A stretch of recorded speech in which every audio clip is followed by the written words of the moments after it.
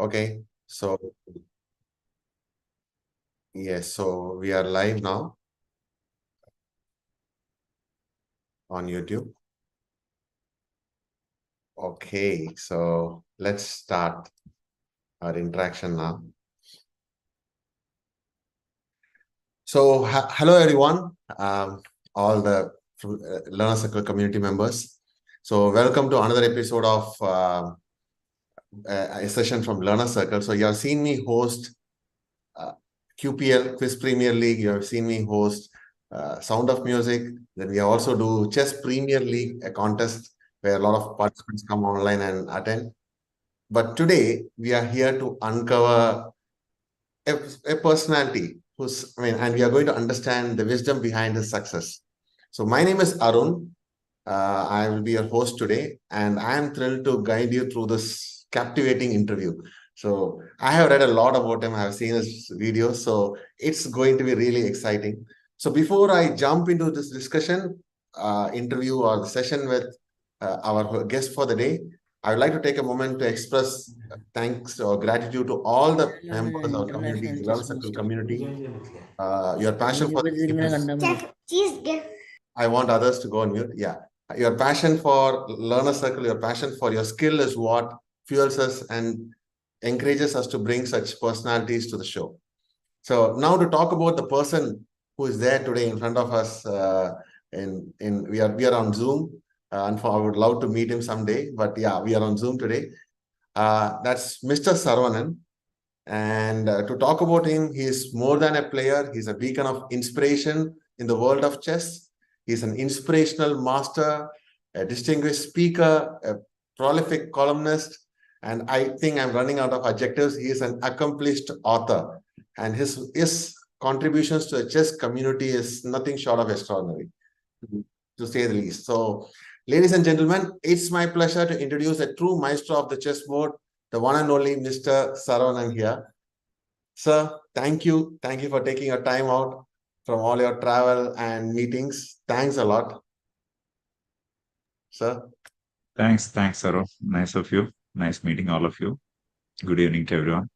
Yeah, to just let you know, we have the tutors here, our students, and also other members of the Learner Circle who will be watching us live either today or later on whenever they are interested. They'll be here. So we already received a lot of questions from them. So I thought I'll just start off just trying to understand about your journey. I mean, how you started playing chess and what age you started, because we have a lot of kids from 5 years old, 6 years old here. So maybe you can tell us what inspired you in your own style. I learned the game probably a little early, let's say around 7 or 8ish, but I'm originally I was born in a village near Coimbatore, and I did my schooling in Coimbatore from third standard. I started competitive chess very late. Okay, this was like 45 years ago, 40 years ago. So I played competitive chess when I was 13, which is very late by today's standards. Generally, I was a sportsman. I was into many sports. I was good at basketball, good at football. I was in school team. I was also basically lot into extracurricular activities. Good in studies also. I would say reasonably good in studies also. So somewhere around when I was 10 or so, I have an elder brother from whom I learned the game properly. He's 6 years elder to me, and he was a decent player. He used to be college number two and all that in his PG and UG. So he and his friends used to play chess in front of my house. I used to watch them. I used to cry to play with them, and finally they would allow me. And I used to be a big mouth. Even I used to brag a lot and taunt all of them who were all 5, 6 years older to me. They used to get annoyed, and at some point they all used to join together to play to beat me. I still started beating them. That's when my brother realized that, okay, this guy is good. So he took me to chess tournaments. I started quite late. At the age of 13 only, I started. I learned chess. Basically, I was introduced to chess this way. I mean, me and my brother were into all sports, and he was a cricketer. He's still a cricketer, passionate cricketer. So Basically, it all became very naturally. I started having success at a very young age. I qualified for the nationals and all that. So those days, it was a big thing. I became district champion when I was about 15, 16. Then I emigrated to Chennai. So then I became a national junior champion when I was 17 and all. So I can take the questions from what you sent me. I can take them on myself. Yeah, yeah. I mean, Yeah, your wish. According, I mean, as yeah, per your wish. Yes. yeah. So you're asking me that many parents are concerned about children's education. How would you recommend balancing academic pursuits with a serious commitment to chess? To be very honest, this is very difficult. It's not a easy answer. Just like every question in life, what life poses to you, there is no easy answer for this. It all depends on what happens afterwards. Whether you learn to pursue chess, sorry, whether you feel like pursuing chess and when you pursue it, you get successful, it's a good decision. It's not, it's a bad decision. So, like many of the answers of life, it all depends on what happens afterwards. But one thing I can say, chess helps a lot of things. Uh, Cognitive abilities, especially decision making.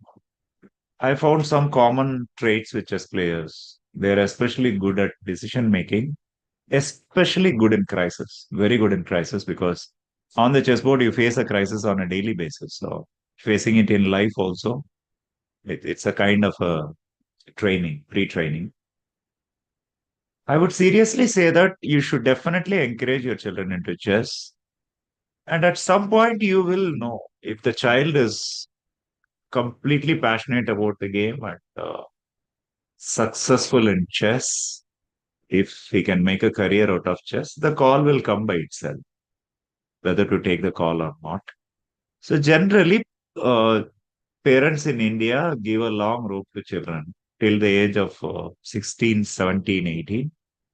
They they do help their children to pursue chess. Of course, uh, there are many personalities who have quit chess even by 15 or 16. Their parents take a decision. It depends upon the parents. But I would say you will know the passion of your son or daughter and the successes which come along the way. Unlike about 30, 40 years ago, today there are no easy sponsorships in chess. There used to be sponsorships in chess and many other sports in banks and petroleum companies and all. That doesn't exist anymore in India. At the same time, uh, chess training and other chess pursuits like writing and all that, there are a lot of careers today open up to youngsters. Like there are guys who become grandmasters and straight away go into chess training because chess training is very lucrative. Um, Indians in India, we know our chess, we know our English, we know our internet. So it's basically a good pursuit. But whether you want that life or not, it's up to everyone to take a call. So there are no clear answers for this. It's up to the kid and it's up to the parents. That's what I would say.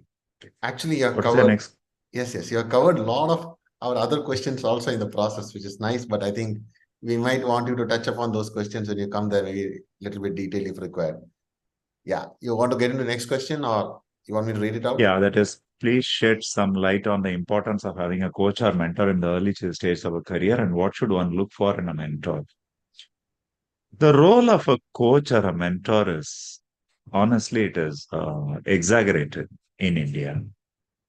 Uh, Pranesh became a grandmaster, international master. Pranesh is probably the next big talent of India after the four superstars, Nihal Sarin, Pragnananda, Gukesh, and Arjun Erigasi.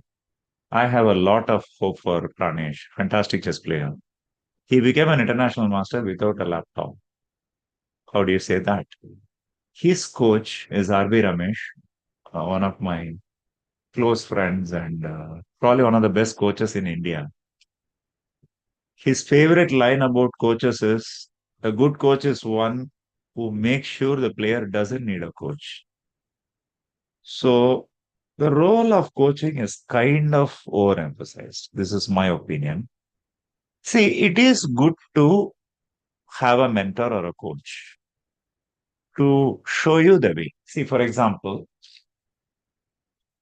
One question that everyone asks, the parents ask when you meet them, their children may be anywhere between 7 to 15. They may be anywhere between rated from unrated to 2,200, 2,300.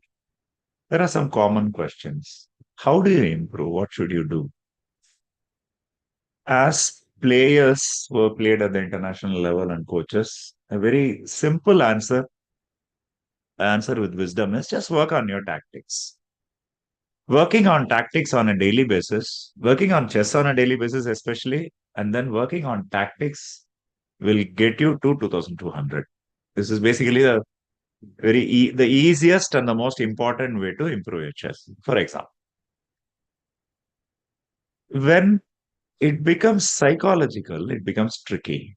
For example, compared to 30, 40 years ago, today children are coming under time pressure.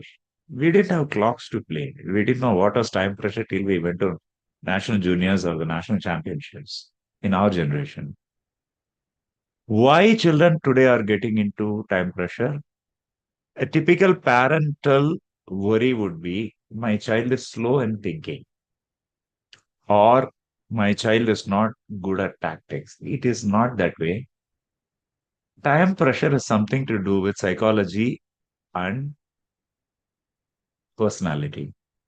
Psychology today, the biggest problem for developing youngsters is fear of losing. Just now, just a couple of hours ago, I'm training a guy. I asked him, who is this friend of yours? What is he? He said, he's a 2300 guy. Sadly, nowadays we don't introduce people as this is Surya Shekhar Ganguly. He's a great attacker. He's from Calcutta and he loves karate. We introduce him as Surya Shankar Ganguly from Kolkata. He is 2560 and he was 2650 in his peak. I'm sorry, he's still 2600. He was 2650 in his peak. It's one of those,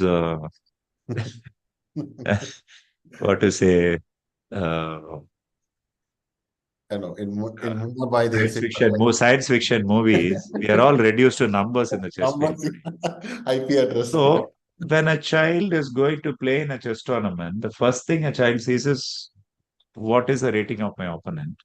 Yeah. And people are getting tense if you play a lower rated opponent. Because if you lose to a lower rated opponent, you lose more rating.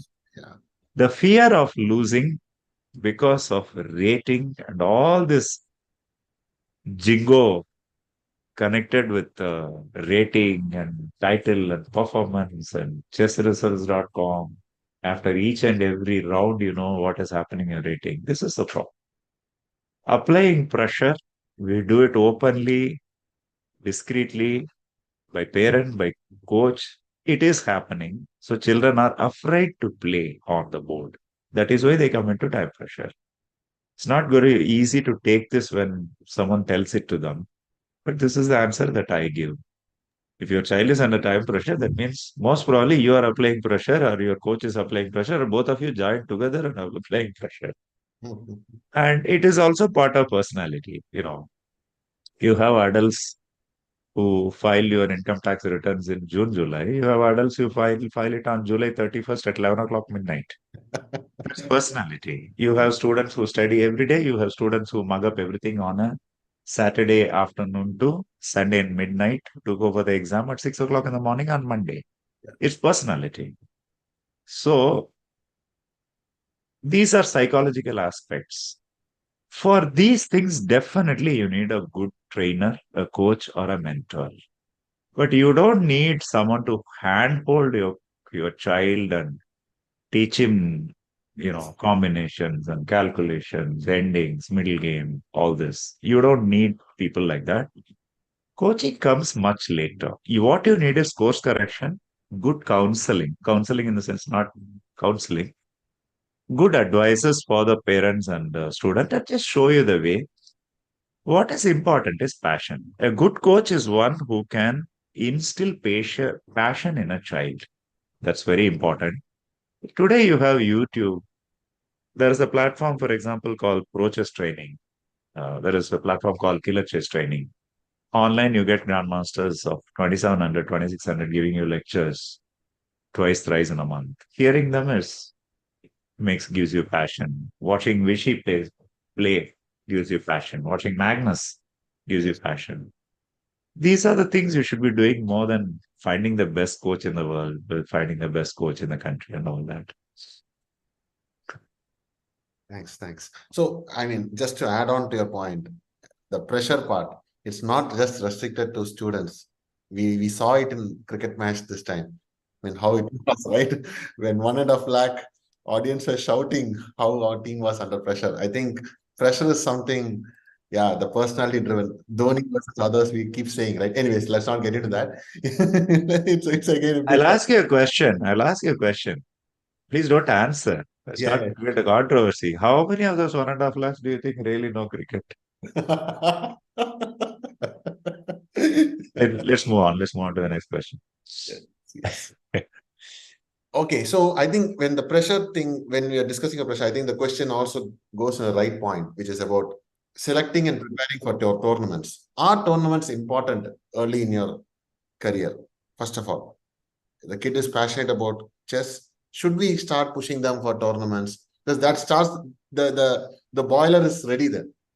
I don't know. Maybe you can give us your advice on that. See, there is only one criteria.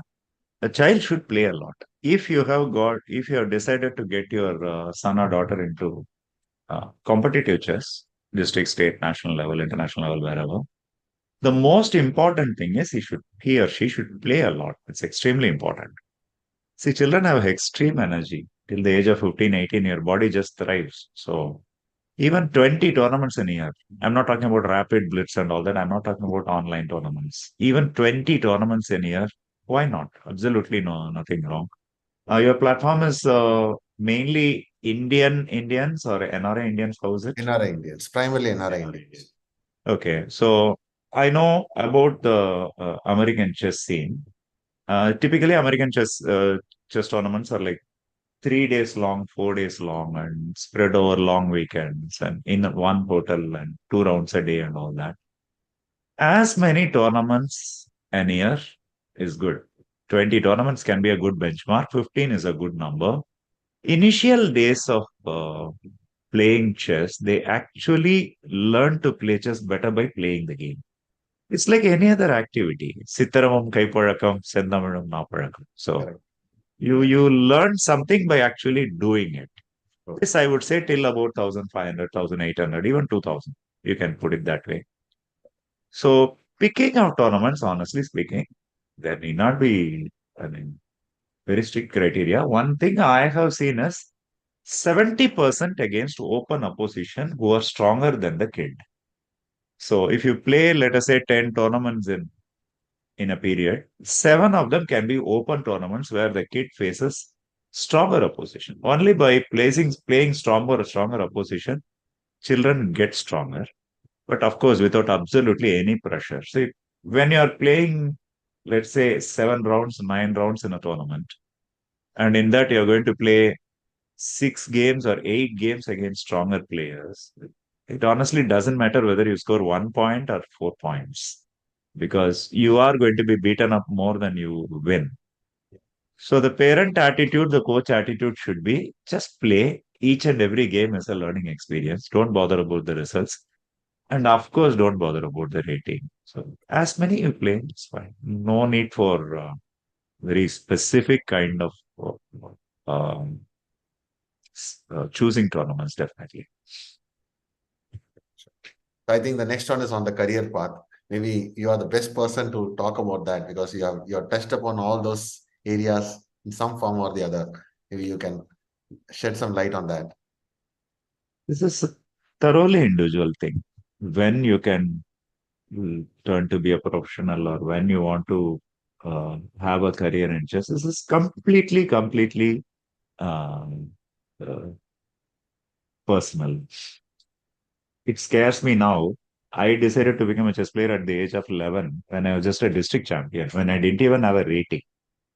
Those days, the rating started at 2,200, and there are about 30 to 40 rated players in India. I'm talking about 1986, 87. So even if you look at it, only now in the last, let us say, 10 years or so, thanks to Vishy Anand, after chess grew in India, apart from playing chess also, there are hundreds of players who have a career thanks to chess training. This was not possible. And we don't know about the United States or other parts of the world, honestly. So this is a completely personal question. You can be happy earning $1,000 a month. You can be happy earning $100,000 a month. That's up to you. What you want to do with life. So practical aspect of it, there cannot be a single correct Yeah. advice or answer. Just to tell us the possible career, like commentary is one. You have writing, being a columnist. No, It's just commentary and writing cannot be careers. As career. of now, there is the pie is too small, and hardly 10 good commentators in the world who are regulars. Not Okay. even 10, maybe. Okay. Writing is also the pie is too small, to be honest. Okay. There is careers associated with some business in chess, Okay. books, distribution of books, manufacturing of chessboards and Okay. clocks and all in that. That, yeah, if you're in India, there is a good career. Obviously, I don't know abroad. Okay. Being a player in India, it's like top 30 in the country probably are doing well. Top 20 are in the country are doing very well. Top 10 in the country are doing extremely well. Better than many other professions in the world, in the country. Trainers, yeah. Anyone and everyone can make a career. In India, for the last 10 years, it is very common to see software engineers resigning their jobs and becoming Just play. professional chess coaches. I'm not joking. It has happened a Yeah, lot, I know. actually. You know that. Many Yes. players quitting their careers and becoming chess coaches, provided you have some chess knowledge and you have been a reasonable player who can teach some good chess at the end of the day. See, if you just jump into it without any qualification, you will be exposed within a couple of years. Yeah. You should have some competence for that. Chess training, yes. If you are a reasonably good trainer, especially if you have good command over English, that's a very good career in India.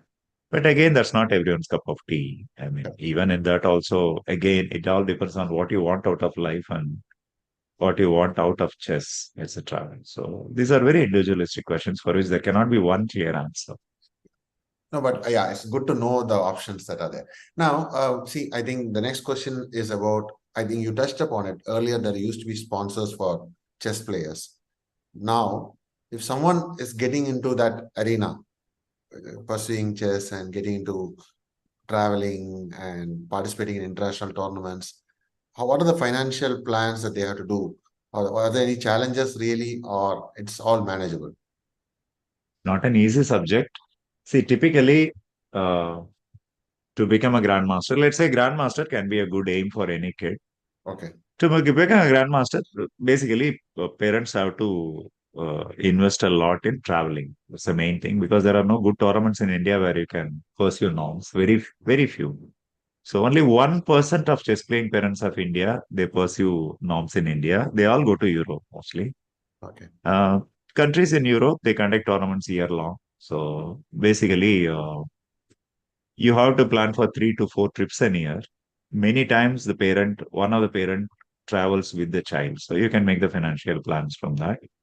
Apart from that, there is budget for training. Again, depends on coaches that people invest in and all that. So there is no real number as such, but travel, coaches fees, and yeah, you have to invest in software, computers, books also.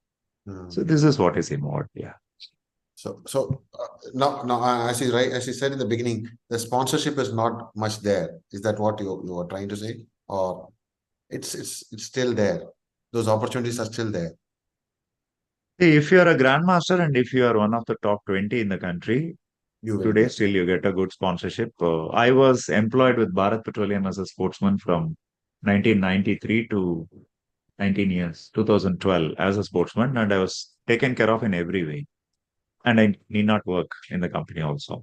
That same thing prevails, but now it's much more difficult. You have to be, let's say, 2600, 2650 rated super grandmaster to get that. Apart from that, there are sponsorships here and there, but not very convincing. There is nothing in the organized way. Okay. A lot depends on which place you live in. you live in Tamil Nadu, you Mm, get very good, opportunity. let us say, awards, and for your achievements, you are recognized by the government. Some governments are very good at this. Tamil Nadu, Andhra Pradesh, Telangana, etc. Whereas some of the North Indian states and some other states don't even bother when people become grandmasters. So it lot depends on where you are, governmental support. Otherwise, there is not much of a support in it. As a professional player, if you have to survive, then you have to get into the club circuit in US. If you don't have a sponsorship back home, that's a very tall order. You have to be one of the world's best and all that. So sponsorship wise, it all depends on how to say. I know a lot of grandmasters whom I have trained. They do chess training for an income apart from playing chess. That's a reality today. So if you want to be a very successful chess player who doesn't want to do anything away from chess to pursue your career, you have to be very successful in India where competition is very tough. It's not easy. But at the same time, the pursuit is worth it. It's brilliant. I mean, you do something which you love to do. So Yes. again, it's all personal. Yeah. Okay, I think we'll just open it up for others in case they want to ask any questions. Anybody is interested in asking any question? Because I know some of you had sent these questions to me. So before we get into the last two, which are mostly the closing kind of statements, that's right. So anyone has any question to ask?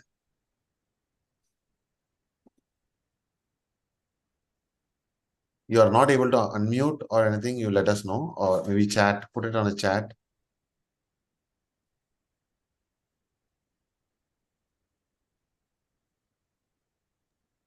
Hi, sir. Hello. Yes, Right. yes. So, sir, like we as a chess player, what is the best strategies we can, start up? Should we try to attack in the starting, or should we like play strategically and make our moves in the tournaments, kind of thing? There is nothing that way. But generally, I have personally seen that uh, proactive players, not necessarily aggressive, proactive players who tend to do something on the board do well. So it helps a lot to be a personality who is kind of go-getting or at least active. That kind of children do well. And when they play chess, many children's personalities do change also to become that way because they see that that's how they win. So generally, an active kind of play is always welcome.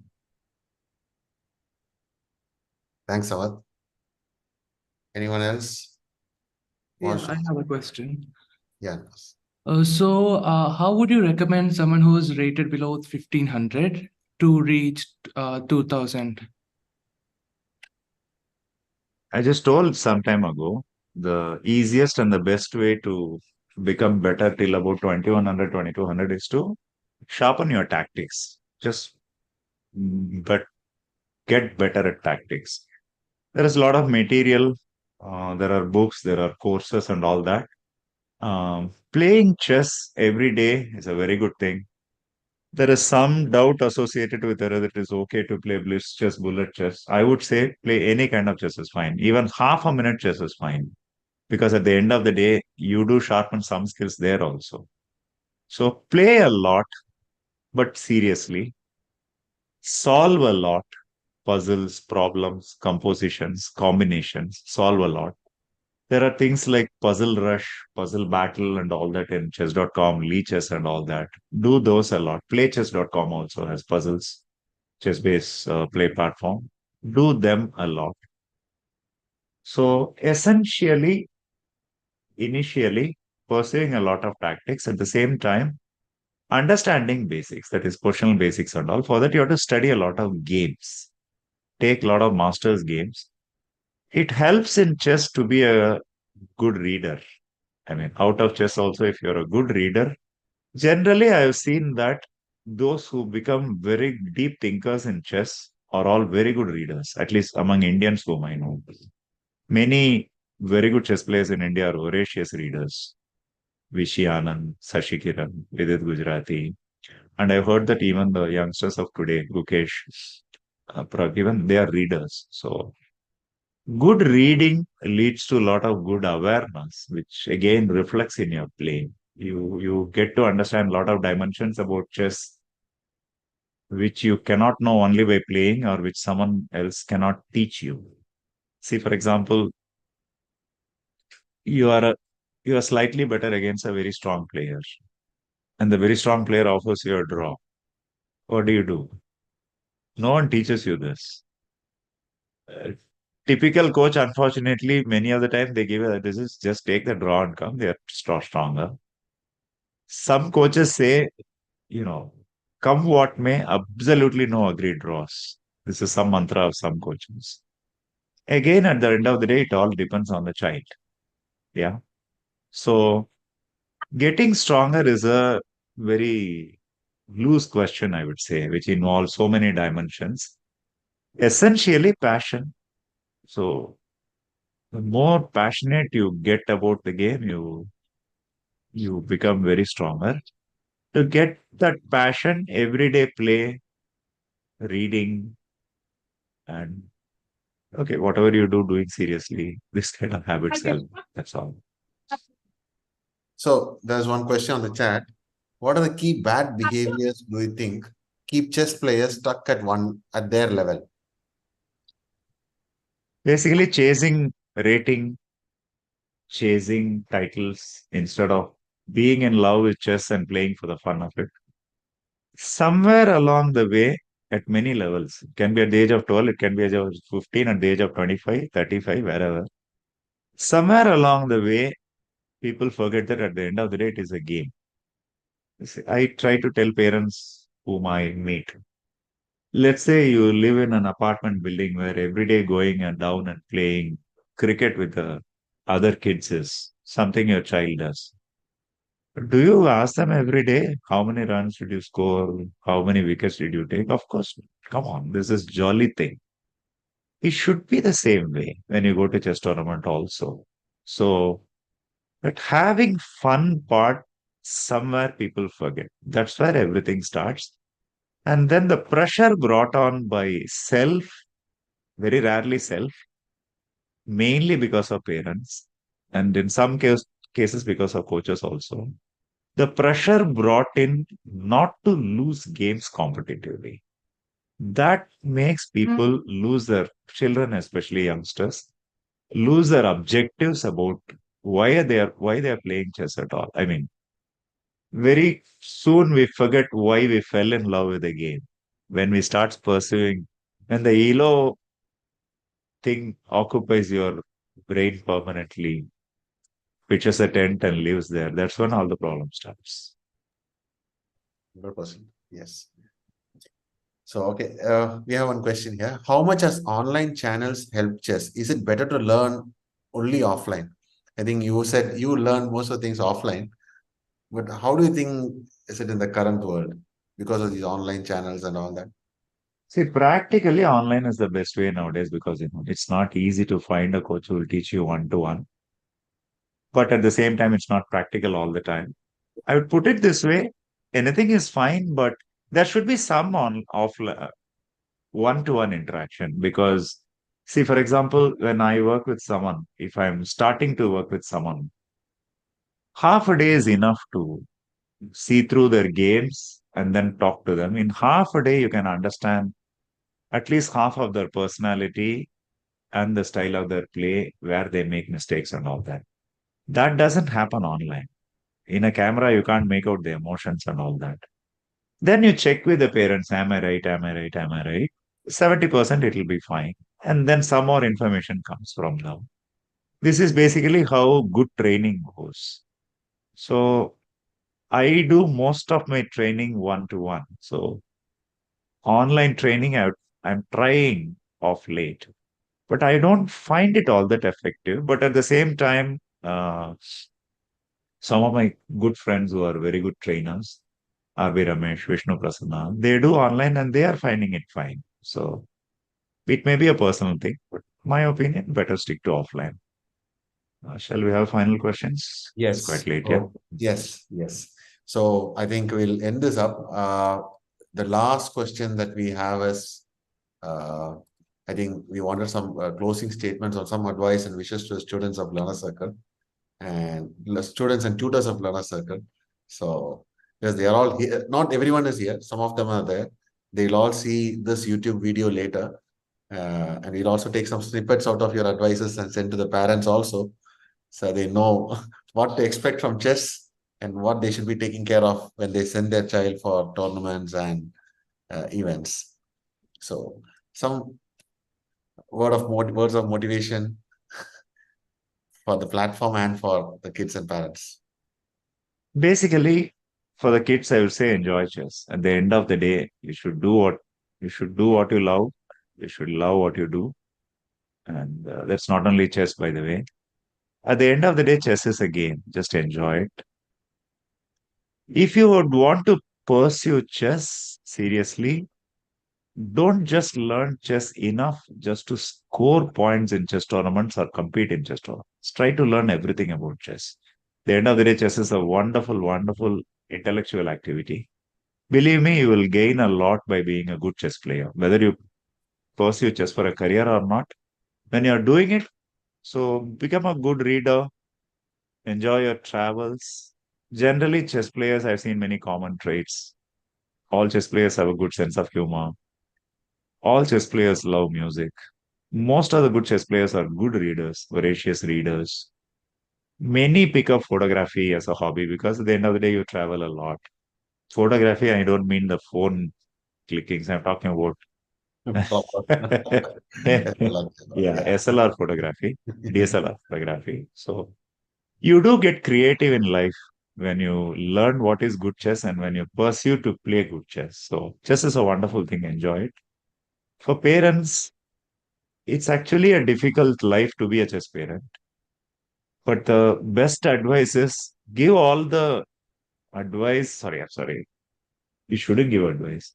Give all the encouragement you can, give all the emotional support you can, and just stay out of the way when it comes to results. It's very, very important.